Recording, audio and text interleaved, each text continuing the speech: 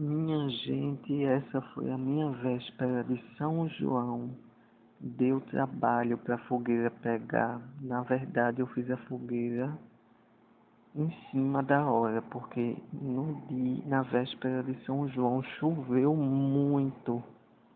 Eu nem me animei a montar a fogueira antes. As madeiras estavam tudo molhada. Aí eu tinha uma espuma de uma cadeira velha. Aí eu fui e coloquei. Aí pegou. Essa é a fogueira da vizinha. Ela colocou pneu, foi muita fumaça, fumaça preta.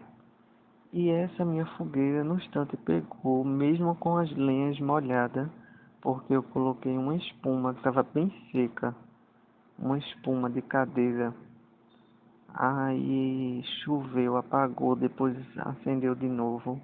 Aí depois parou de chover, depois choveu de novo e não se apagou. Coloquei palha de milho, coloquei palha de coco.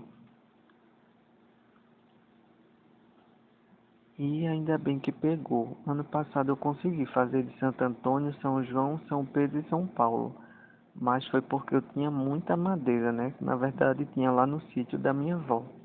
E esse ano ela não tinha muita.